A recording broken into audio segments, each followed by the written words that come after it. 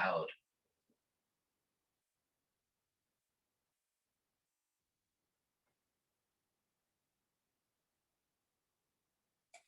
All right, Central Islip Library. Usually you people are very, very present. I don't know what happened tonight. I'll miss you all.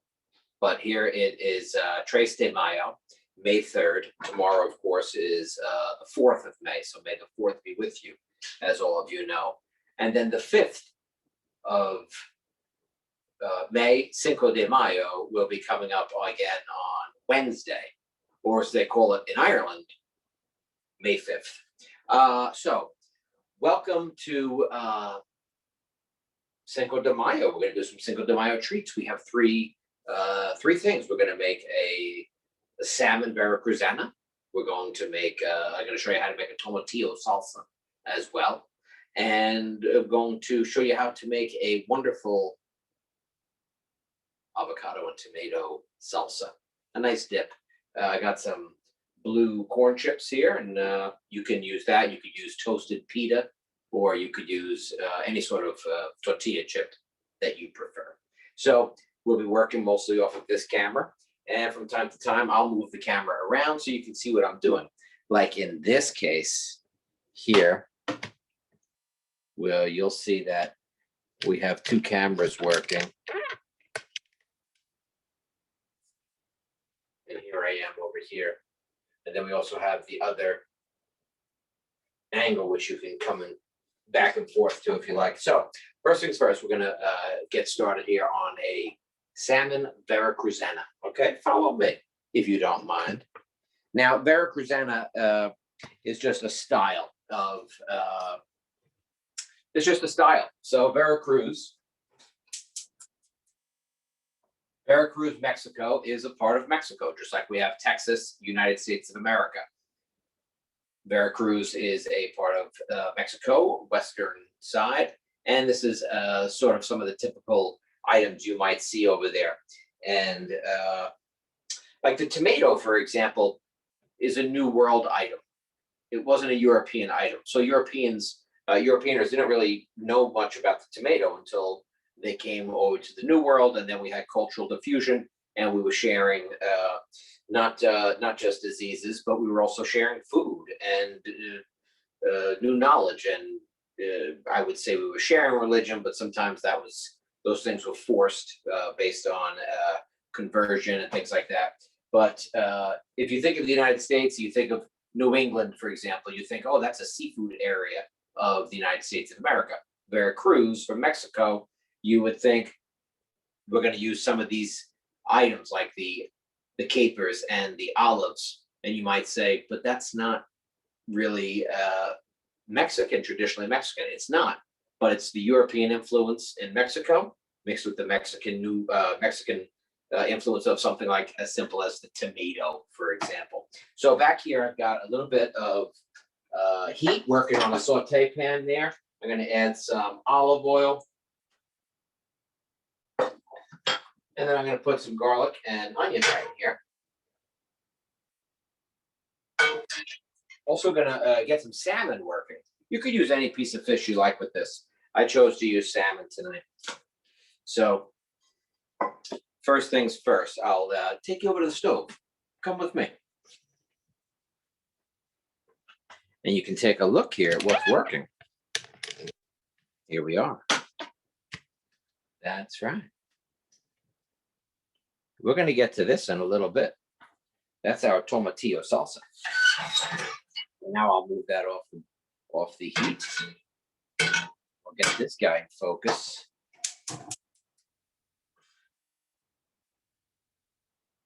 This is going to be for our onions and for our garlic and the start of our Veracruzana sauce.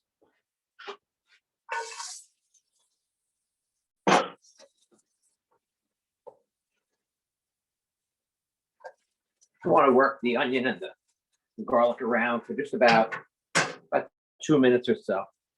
Touch of salt, a little bit of pepper.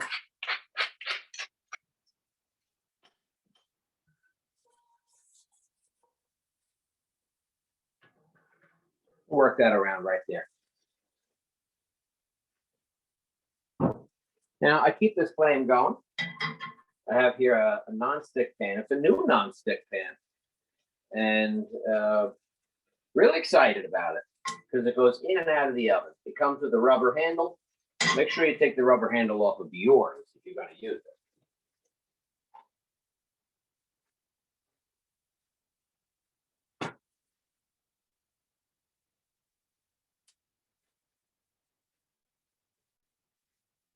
So I'm going to get a little piece of salmon for this guy over here. And for my salmon, I'm just going to, you could use farm raised, you could use wild, up to you.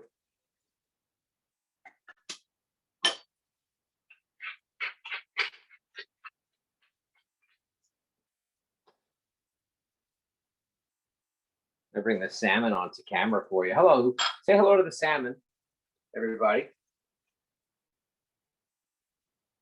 There we go. I'm going to lower the heat here because we want to kind of sweat these items. We're not looking to burn them up. So if the heat's too high, you can burn them up. Now, I got my olive oil working here for my salmon. I did a little bit of salt and pepper right on the salmon. The bottom side here has the skin. I'm not going to use the skin tonight. Totally up to you. But you will notice that the thin side of the salmon, I have folded it over. Well, why'd you do that, Craig? Because I'm going to finish this in the oven. And I'm going to want to bake it. So we want this thin side here to be about, if possible, the width of the thick side. So just something to keep in mind. Also, I can test to see if this pan is hot. No, it's not. See, I'm not getting the sizzle that we want. We want to get a good sizzle on that pan. So as I was saying, this is a organic farm-raised salmon. And wild salmon is always going to be your best bet. It's a little pricier, and it's certainly fattier. It's going to have a fattier flavor. I mean, it's going to actually taste a little fishy to you. So don't be turned off if you get wild salmon and you go, oh, this tastes fishy. It's actually a good thing because there's a lot of omega-3s in salmon. There we are. There we go. You'll hear that nice crackle. That's exactly what we want.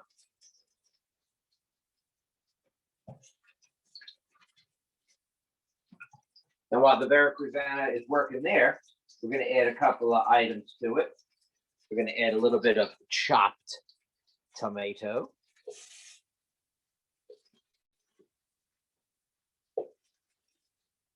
How about a little bit of jalapeno? I'll show you how we cut that up as well in just a moment. But we want to keep that working.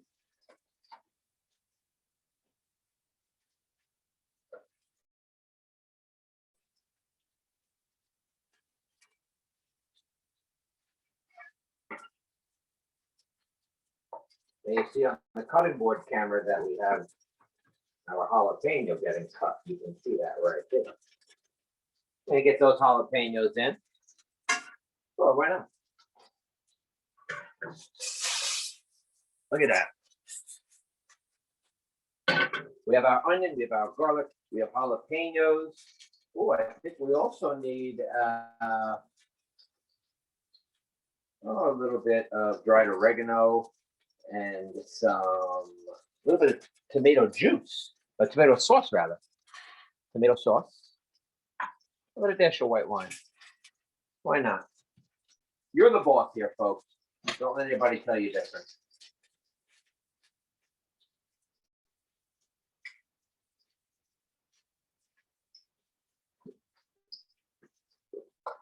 I'm going to get a bay leaf in here as well. Always remember how many bay leaves you put in there so you know how many you have to take out. Because you don't want to serve the bay leaf.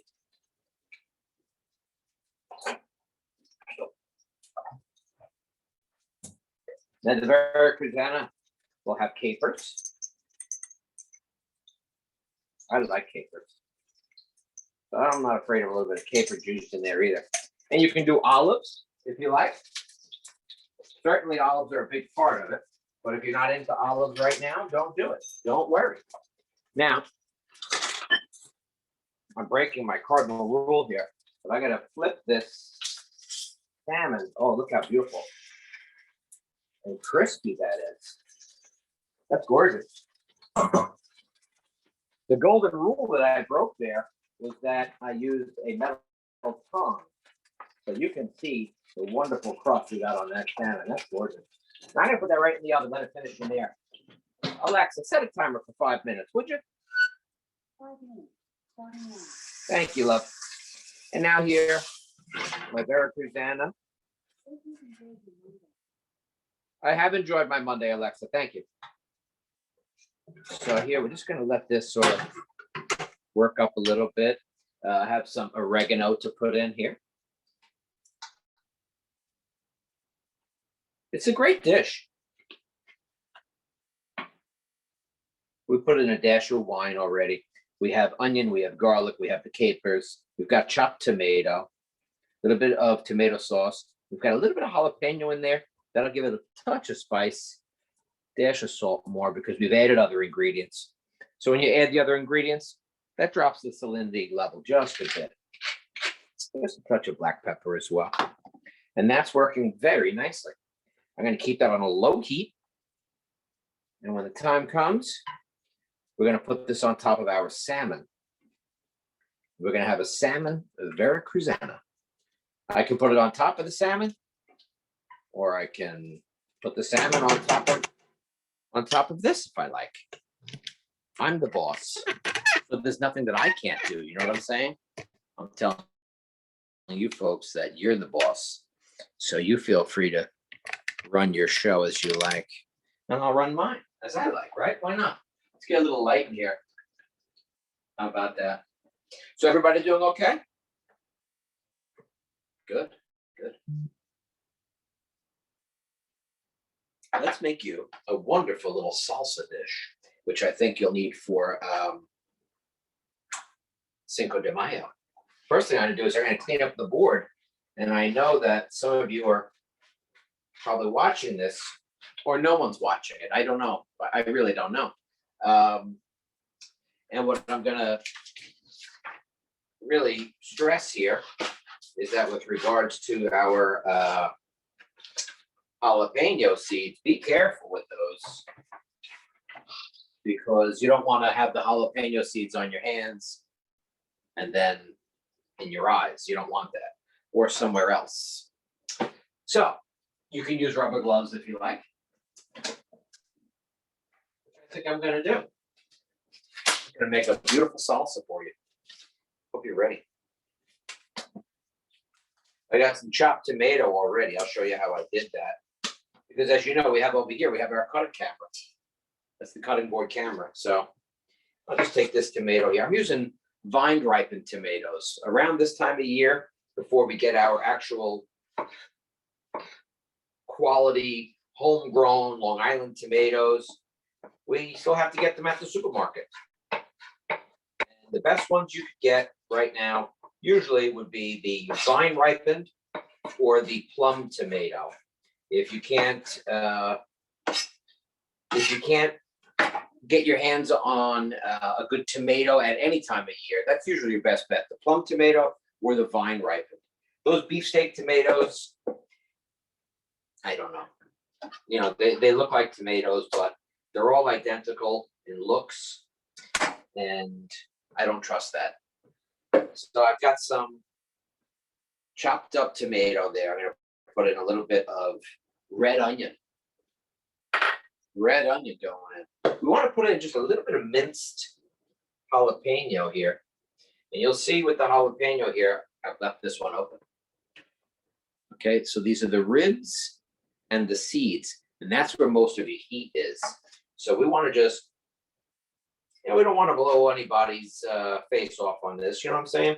So I'm going to take off the ribs, most of the ribs, and the heat. You know, a good rule of thumb, it's not a guarantee, but a good rule of thumb with regards to peppers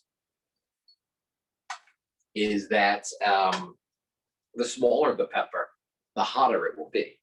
So just keep that in mind.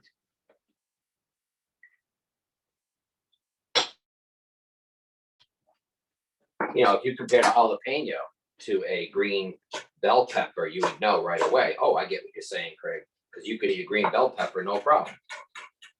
But a little jalapeno pepper, well, it's not the worst thing.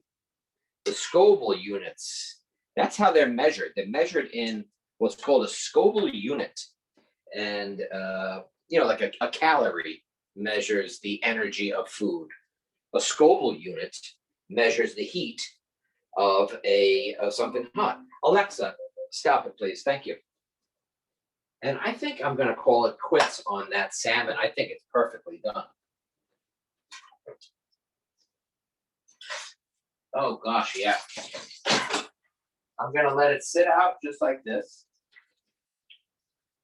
It's a beautiful piece of salmon. But I'm going to let it rest for a moment.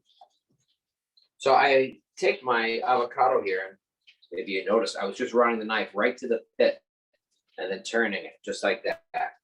So spin that, pop off this pit, going right here with the bottom butt of your knife. I'll get rid of this. With regards to the avocado here, we want to cube it. Now, this is not a turtle shell, okay? So if you run your knife through the avocado, it's going to pierce the back of that shell. So don't think that you've got some sort of great protection or something like that. Be very careful. And you want to keep the avocado in cubes because it's going to look better in our salsa. So turn the avocado like that, run the knife right to the back. This is what's called the hatch cut. And you get in these perfect little squares. It's always easier to turn the avocado than to turn your entire body. You'll never make it that way. One of the things here I need is a very expensive avocado tool. It also doubles as a spoon. So in this case, I'm just going to use it as an avocado spoon. And look, I'm peeling that out. As I'm peeling that out, you'll see the avocados just wonderfully start to pop off. And we get these great little squares. There you go. You get perfect little squares. That's exactly what we need. I got it right on the board there again. If you want to take a look up at the small squares, there you go. Just like that. In they go. Great size of avocado there. We need a little bit of lime.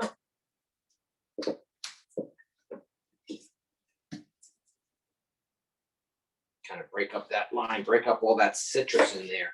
And you want to squeeze that lime right into here. Look how beautiful it is. We've got green, we've got red, we've got some purple in there. Now we've got some lime, that's good. A little bit of cilantro. Some cilantro. Now the thing with cilantro, make sure you wash it because it can be a little sandy. It can be a little sandy. There we are. Cilantro goes in now.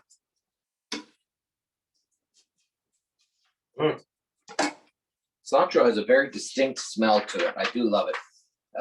And I like to eat cilantro now more than I used to. For a long time, I didn't like cilantro. I thought it was, I don't know, I just didn't like that flavor. So we're going to do a little bit of salt and pepper here as well. I got this recipe from my brother Mark. I don't know when or where, but I did. So we've got some salt and pepper. Now, here your recipe calls for some cocktail sauce, but I figured I would show you also how to make cocktail sauce. So we have some Gold's horseradish sauce. All right, these are all the ingredients in cocktail sauce. A little bit of horseradish. It's like a free recipe. So a little bit of horseradish. I eat this stuff right on a steak, no problem. A little bit of Liam Perrin's Worcestershire. Again, this is what's in cocktail sauce. dash of ketchup, Heinz 57.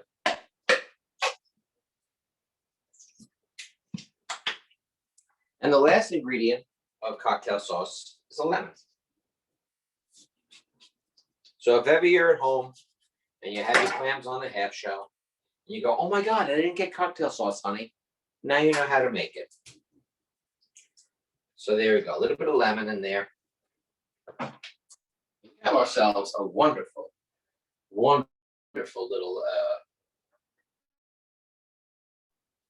salsa right here. Just fold it around. Because we have the lime and we have the lemon in there, that's going to sort of coat up the avocado. So you shouldn't have any browning or oxidation. So if you need to cover this, or rather if you need to, serve it a little bit later, you should be okay. Should be good for a couple hours at a minimum. And make sure you cover it tight so that you don't have any, as I say, you don't have any oxidation. Oh, that's a wonderful little salsa. Take a look at that salsa. That's gorgeous. We're going to do it on the cut cam too. Right here on the cut camera. That's our avocado salsa. But we said that we were going to make it a shrimp and avocado salsa, didn't we? So why don't we do that? You folks thought that I forgot the shrimp, didn't you? I would never forget the shrimp. Come on. Oops. Fell on the floor, but luckily my wife's going to be eating this, so.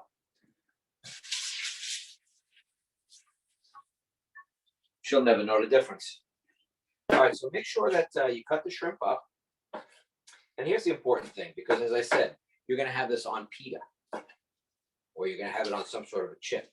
You don't want a piece of shrimp this big. It's too big for a cracker. It's too big for a chip. You know what I'm saying? So you don't want to deal with that. And that's that. When you get the shrimp in there, it takes it to a whole new level. Your guests look at it and they go, oh, this is great, I love it. But again, you don't want these giant pieces, so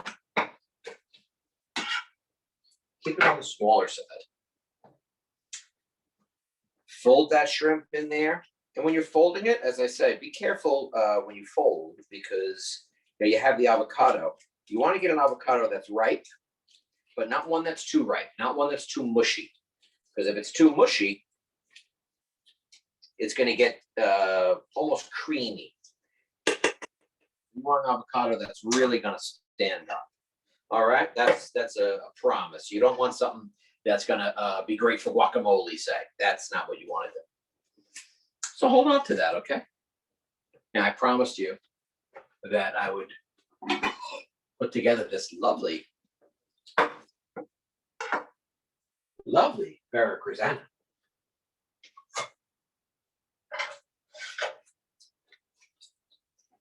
There we go. Oh, it's a really nice mélange. I see my bay leaf there. Take out your bay leaf.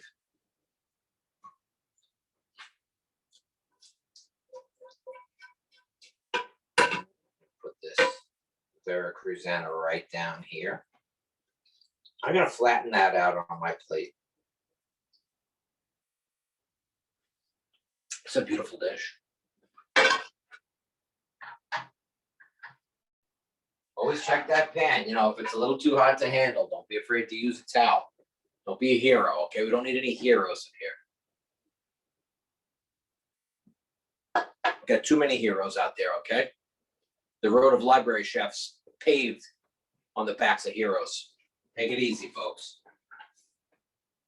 So I got our wonderful piece of salmon, but as you may remember, this one had some skin to it. So I'm going to pass this one off to my wife, for example. She's not a big fan of the skin.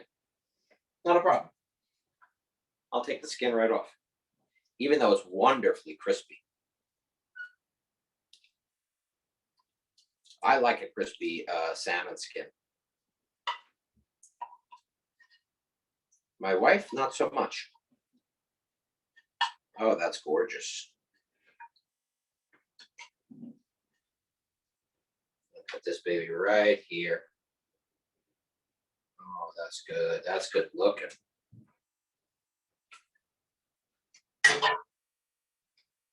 And maybe we should finish this with like a bit of a lime wheel, huh?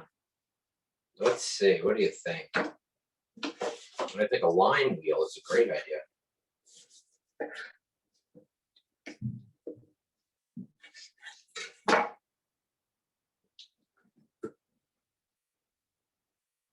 Oh, that's a bit big.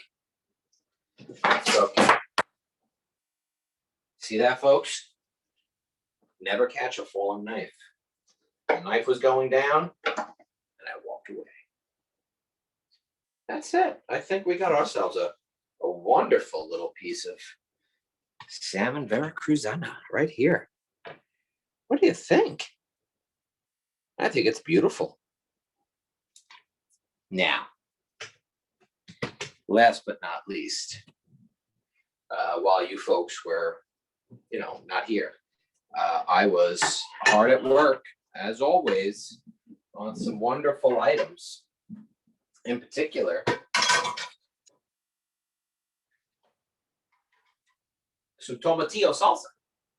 So I have had a big life change recently. My wife and I have a baby, our first baby, and she's she's almost 7 months now. So I've been making some baby food, which has been fun. And so I'm doing a lot of pureeing. So if you know how to boil and put things in hot water and blend them, you should be fine, because that's what we're going to do right now. First things first. These are the ingredients. A tomatillo. So a tomatillo is not, people think it's like a, when you're making fried green tomatoes. It's not. It's not a tomato. It is a tomatillo. And there's a husk to it, like you would see with a corn, a piece of corn. And this husk peels right off. This part's a little sticky. You can wash it off. And then I just twist right off. This one's got a little bruised up. That's okay. We're all a little bruised up, aren't we?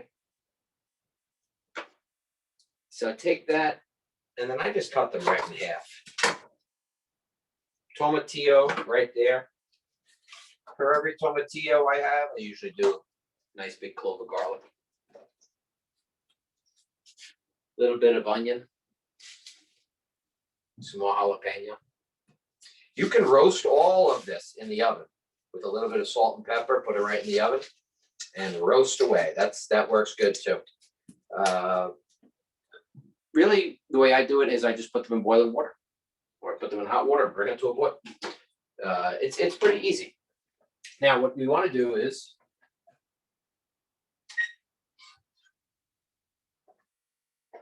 through the magic of TV, we've got some boiled up tomatillos here, and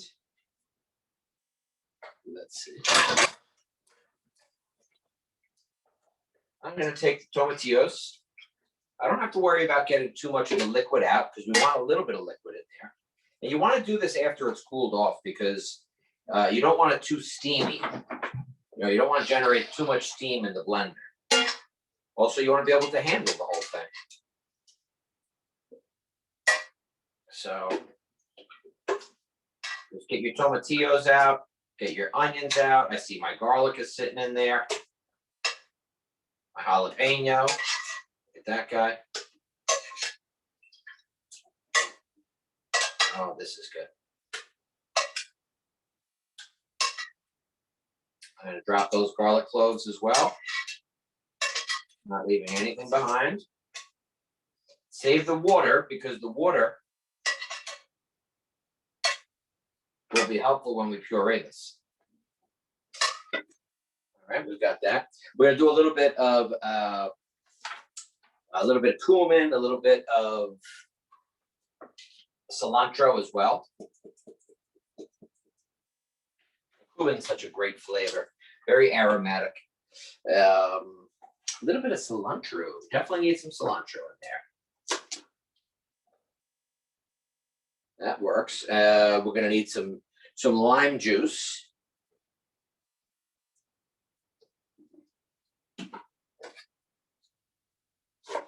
I'll start with this piece of lime. because it's easier to add more than it is to take out. You know what I'm saying? Oh, that lime juice is in there. Looking good, looking good. I have the little top part of the blender, but my wife, sometimes she likes to take these things and hide them. So I'm going to keep my hand over it. It's not too hot, but we're going to blend away.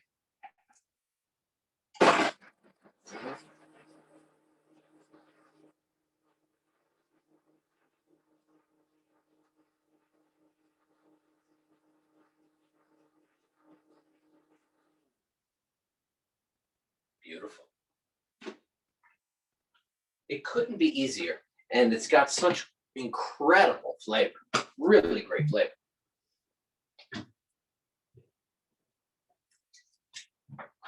I'm going to put it right in this jar. What do you think of that? So those are our ingredients there.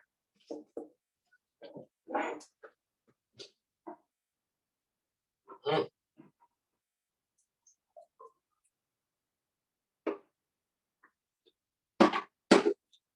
Very important to taste it.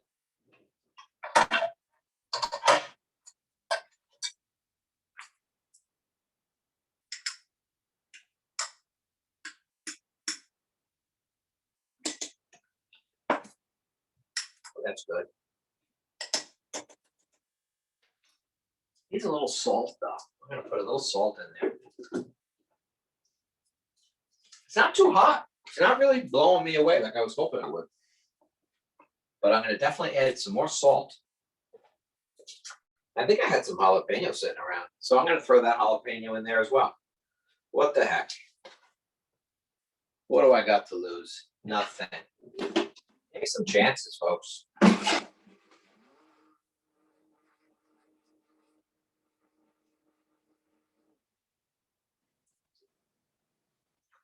Take some chances with your cooking. Unless you're working at the restaurant and you're the top chef and you can't make a mistake or something, then I guess don't take a chance. I don't know. But those guys and girls, they take a lot of chances. That's how they get good. Much better. Limey. Oh, that's much, much better. Delicious. Well, folks, I'm going to call it a night. We saw our Tomatillo salsa. We saw our shrimp and avocado salsa. And we saw this wonderful salmon with the Veracruzana. Okay. I'll see if I can figure out a way to upload this somewhere. In the meantime, I wish you all the best. A happy Cinco de Mayo. Go in peace. God bless.